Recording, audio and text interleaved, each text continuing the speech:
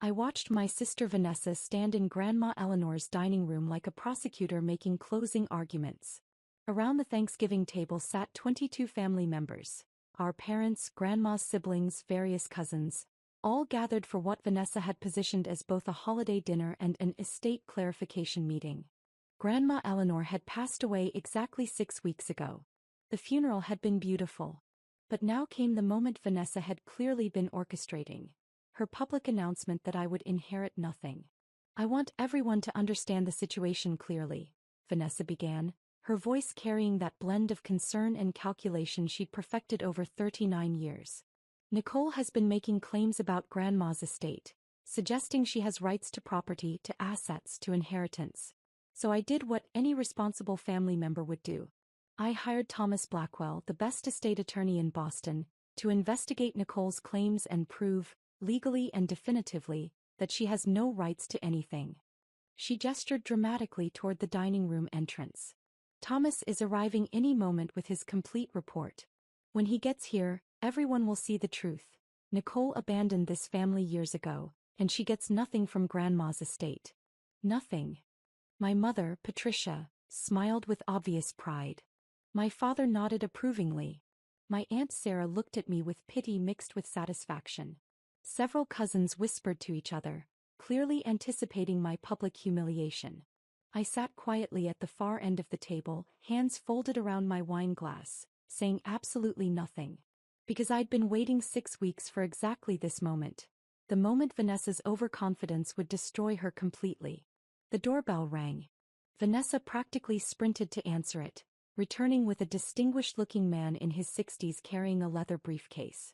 Thomas Blackwell, estate attorney, looking significantly less confident than Vanessa clearly expected. "Thomas," Vanessa announced triumphantly, "tell everyone what you found. Tell them Nicole has no legal claim to anything." Thomas set his briefcase down slowly, deliberately. He looked around the room with the expression of a man about to detonate a bomb. "I've completed my investigation of the Eleanor Winters estate," he began carefully. "And Ms. Vanessa Winters is correct that I found definitive proof regarding Nicole Winters's legal rights." He paused. "However, the findings are not what Ms. Vanessa expected." He pulled out a thick folder. "Nicole Winters owns the entire estate. All 9 rental properties, the primary residence, the commercial building in downtown Boston. Total value approximately $4.7 million. She has owned them legally and completely since August 2019 via irrevocable trust transfer. Eleanor retained a life estate, so she continued living in the main house and managing properties until her death. But legal ownership has been Nicole's for over 4 years." The silence was absolute. Then Thomas continued, and I watched Vanessa's triumphant expression crumble. "Additionally, during my title search and financial review, I discovered significant irregularities in the rental income reports from the past 5 years. Approximately $380,000 in rent payments are unaccounted for. The properties should have generated $756,000 in rental income from 2019 to 2024. Only $376,000 was reported and deposited. The missing $380,000 appears to have been systematically embezzled." He looked directly at my Aunt Sarah and Uncle John. "The embezzlement trail leads to accounts controlled by Sarah and John Mitchell, who've been managing these properties since 2019. I've documented everything: bank transfers, falsified expense reports, phantom maintenance costs. This is prosecutable fraud." My Aunt Sarah's face went white. Uncle John stood up so fast his chair fell backward. "We need to leave," he said, his voice panicked. "Sit down," Thomas said with unexpected authority. "I've already filed a report with law enforcement. You're not going anywhere that won't make this worse for you." Aunt Sarah started screaming, not words, just raw panic and fear. Aunt Vanessa just stood there, her mouth opening and closing like a fish gasping for air, as the estate attorney she'd hired to prove I had no rights instead revealed that I owned everything and her aunt and uncle had been stealing from me for 5 years. Let me take you back to where this story really begins. Because this isn't about inheritance or real estate. It's about a grandmother who saw through family politics to real character, and a granddaughter who reminded her that love doesn't require proximity. Growing up in the Winters family meant understanding your assigned role and performing it flawlessly. Vanessa was the perfect granddaughter. Stayed in Massachusetts after college, became a corporate attorney, married appropriately, produced grandchildren on schedule, lived 20 minutes from Grandma Eleanor, attended every family dinner, volunteered to handle family matters. I was her opposite in every way that mattered to them. I went to Berkeley for social work, stayed in Oakland for my career, worked with homeless youth making $52,000 a year, remained unmarried by choice, came out as bisexual at 26. I visited Boston twice a year instead of weekly. In the family's narrative, I was the rebellious granddaughter who'd abandoned them for California liberalism. Nicole's always been selfish, my mother would tell her friends. Some people just don't value family the way they should. The truth was different. I'd moved to California to do work that mattered, helping homeless LGBTQ+ youth find housing, support, and hope. I'd chosen purpose over proximity, impact over approval, authenticity over performance. But in my family's eyes, especially Vanessa's, I was the disappointment who'd abandoned them. Especially Grandma Eleanor. What they didn't know was that Grandma and I video called every single Sunday morning. 3 to 4 hours without fail. We'd have coffee together across time zones. She'd tell me about her properties, her tenants, her concerns about family. I'd tell her about my clients, my struggles, my victories. They think you abandoned me, Grandma said during one of our calls in early 2019. Vanessa tells everyone you rarely call, barely visit, don't care about family. But you're the only one who actually talks to me about real things. Vanessa visits you 3 times a week. Vanessa performs visits, she corrected. 20 minutes each time. She asks if I need anything, updates me on her children's activities, then leaves. You're the only one who actually engages with me as a person, who asks about my thoughts, my memories, my life beyond being grandmother. She paused and I heard something heavy in her voice. And there's something else. Something I've been documenting for 2 years. Something I need to tell you about Sarah and John. Grandma Eleanor had built her real estate portfolio over 50 years. 9 rental properties across Greater Boston, her own house in Cambridge, and a small commercial building downtown. Combined value, approximately $4.7 million. They generated about $12,600 monthly in rental income. In 2017, at 83 years old, Grandma had asked her daughter Sarah and son-in-law John to help manage the properties. They were local, John had construction experience, it made sense. She'd pay them $2,000 monthly for coordination and maintenance. By early 2019, Grandma noticed something wrong. The numbers don't add up, she told me during our Sunday call in March 2019. These properties should generate $12,600 monthly. Sarah reports $6,300. When I ask about the difference, they talk about extensive maintenance and unexpected repairs. But Nicole, I've owned these properties for decades. I know what they should generate. Something's wrong. Have you checked the actual bank statements? Sarah handles all the deposits now. She convinced me to streamline everything. Tenants pay her, she deposits into my account after deducting expenses and their management fee. But the amounts are about half what they should be. She paused. I think they're stealing from me. I think they've been stealing for 2 years.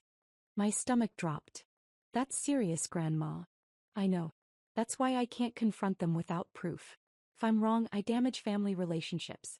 If I'm right and they deny it, they'll hide evidence better. She took a breath. I need to protect these properties. I need to make sure that when I'm gone, they go to someone I trust. Someone who won't liquidate them, someone who won't continue stealing, someone who shares my values. 6 weeks later, in April 2019, Grandma asked me to fly to Boston. I arrived in Boston on August 15, 2019, telling my family I was visiting for a cousin's wedding. Instead, Grandma and I went straight to her attorney's office, a man named Robert Chin who'd handled her affairs for 30 years. Your grandmother wants to transfer her entire real estate portfolio to you through an irrevocable trust, Robert explained. All 9 rental properties, her primary residence, and the commercial building. You'll become the legal owner immediately.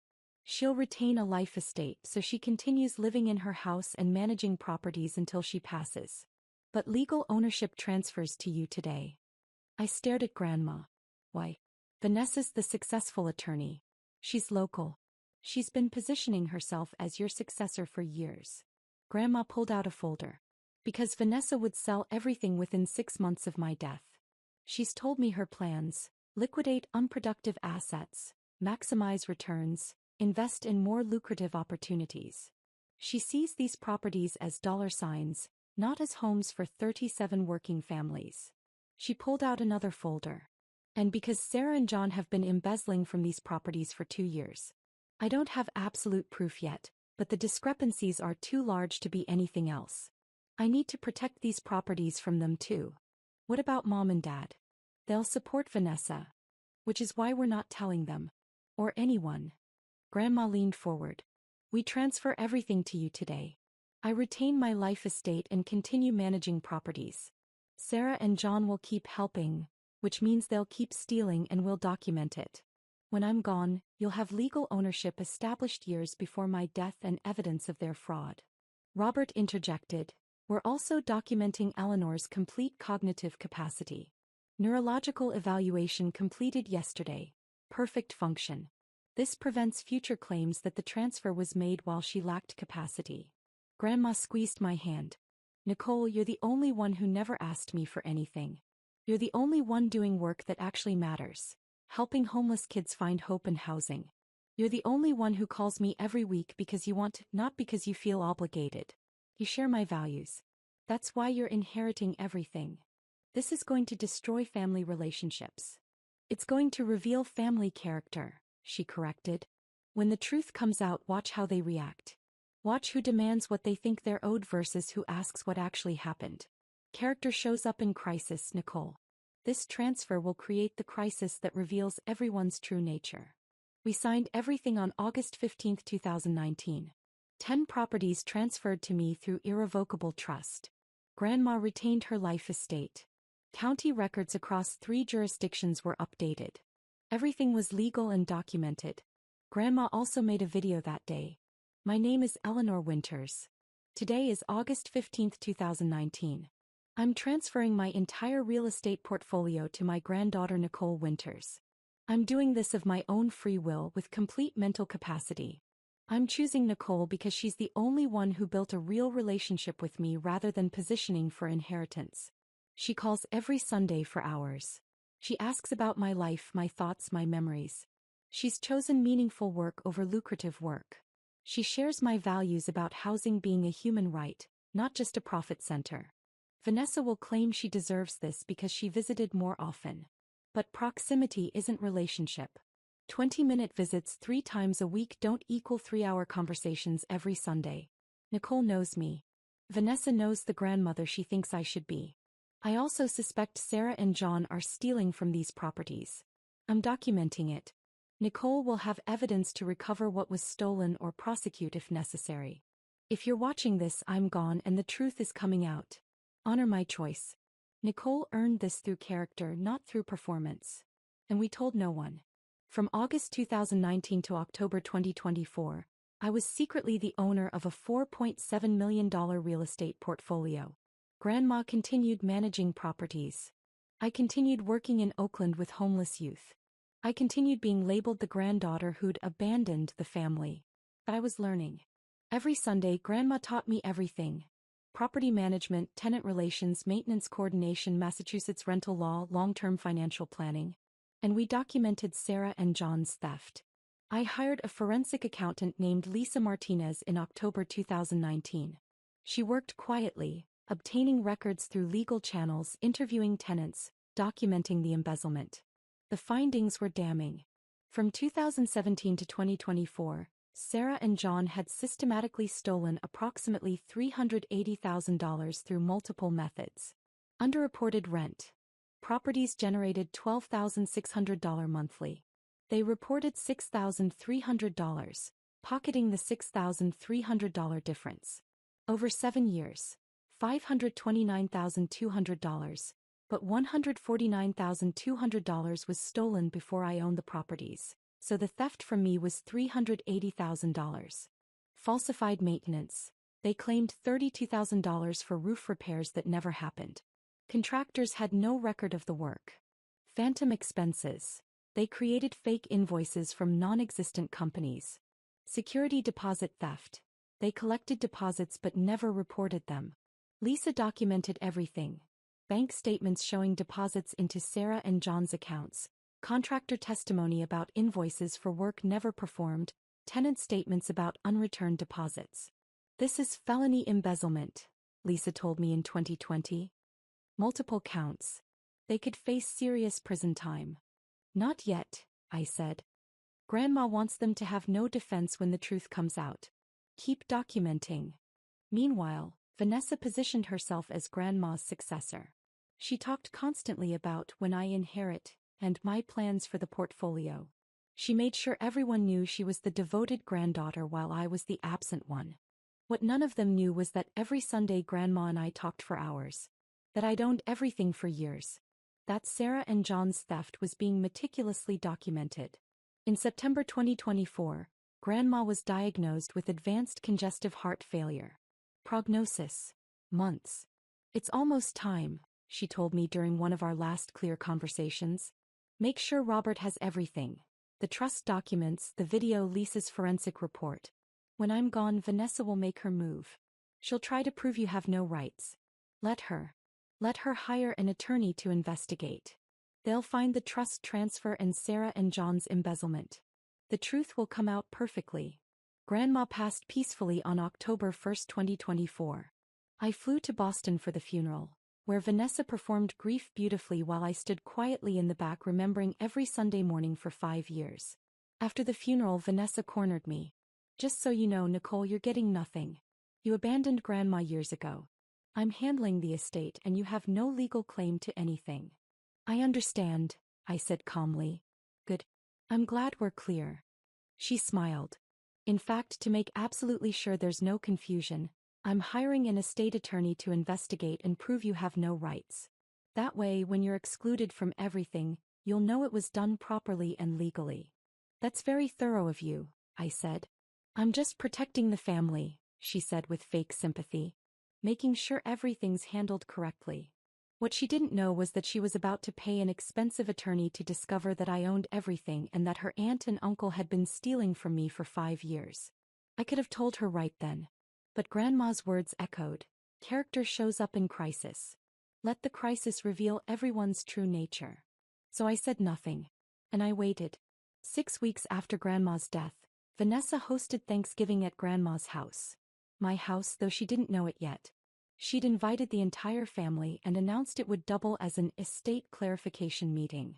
I flew in from Oakland, staying at a hotel rather than staying with family. I knew what was coming. Thanksgiving dinner was tense. Vanessa kept giving me pitying looks. My mother made comments about some people not appreciating family. My father asked pointed questions about my unstable lifestyle in California. Then after dessert, Vanessa stood and made her announcement. I hired the best estate lawyer to prove you have no legal claim.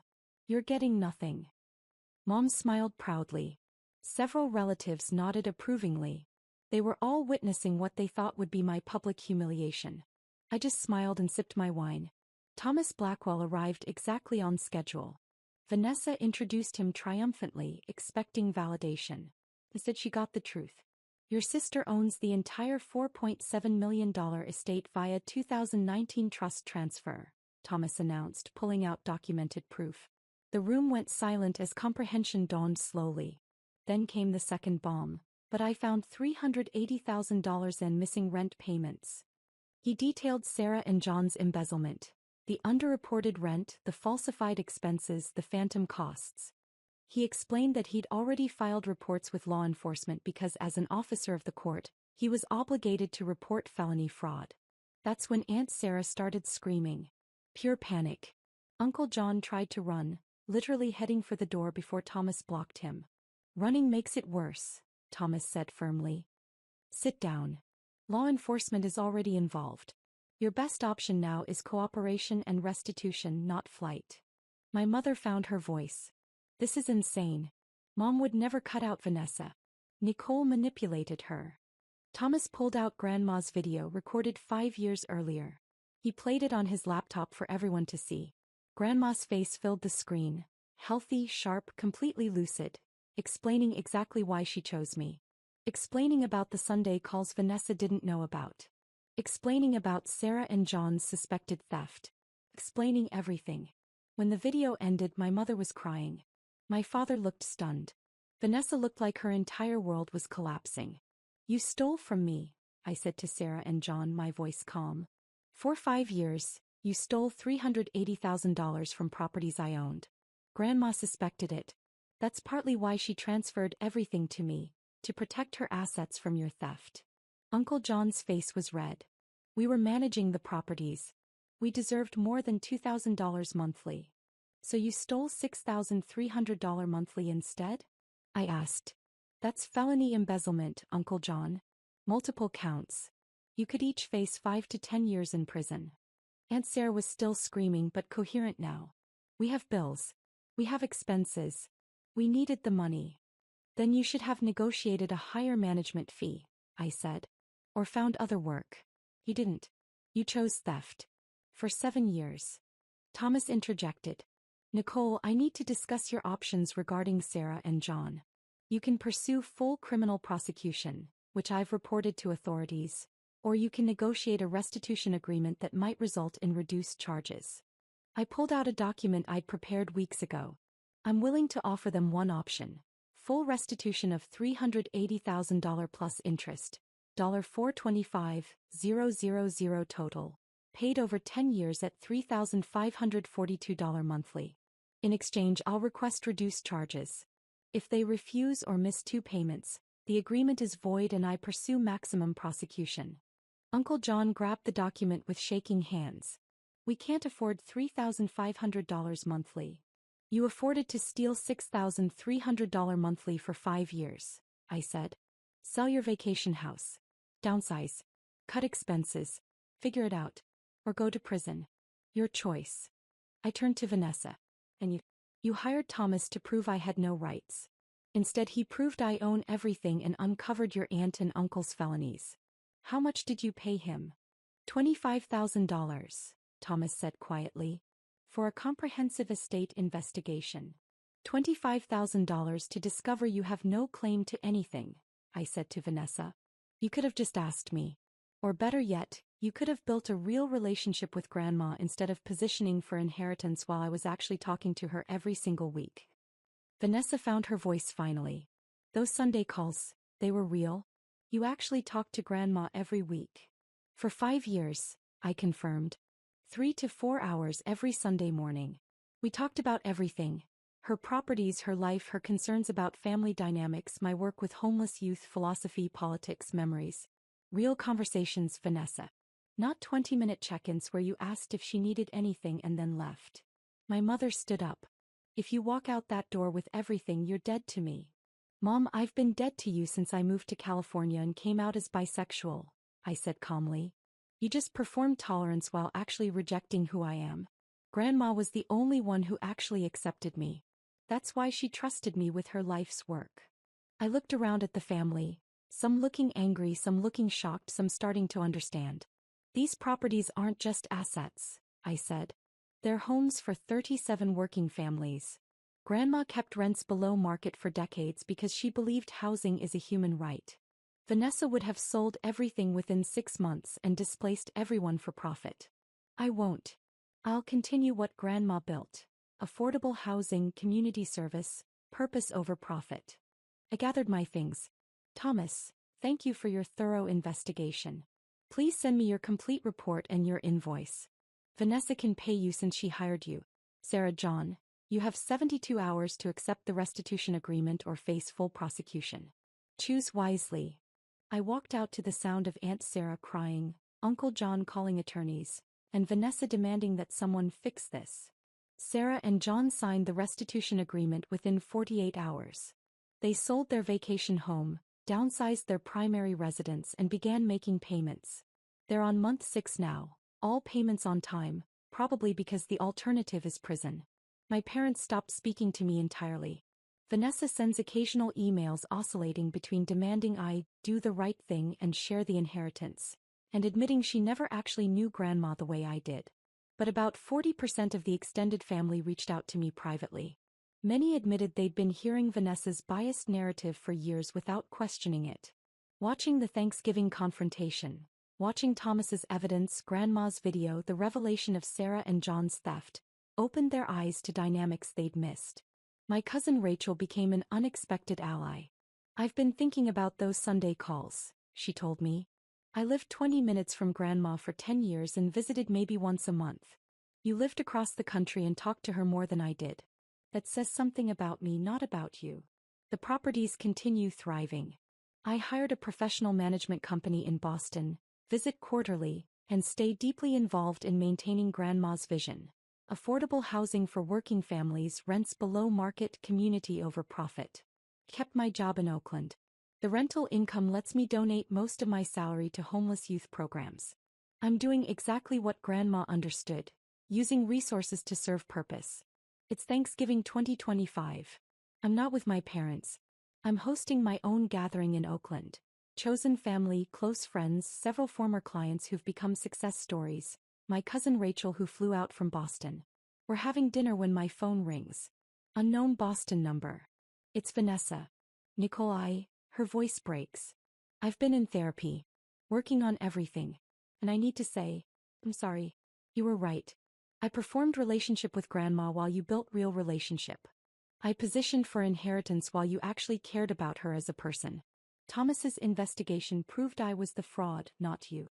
I listen without interrupting. I hired him to prove you had no rights, she continues. Instead he proved you had every right. That you'd owned everything for 5 years. That you'd been building real connection across 3,000 miles while I was performing devotion across 3 miles. I'm sorry, Nicole. Grandma was right to choose you. We talk for 40 minutes. Real conversation, maybe the first real conversation Vanessa and I have ever had. I don't offer to share the inheritance. She still has $800,000 from stocks and bonds Grandma left through her will. But I offer something else. Honest relationship if she wants it. I'd like that, she says. Maybe some relationships can be rebuilt. Maybe some people can learn and grow.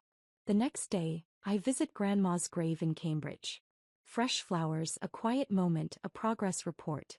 The properties are thriving, I tell her headstone. 37 families housed. Rent stable. Sarah and John are making restitution payments. Vanessa's in therapy and maybe slowly understanding. Your plan worked perfectly, Grandma.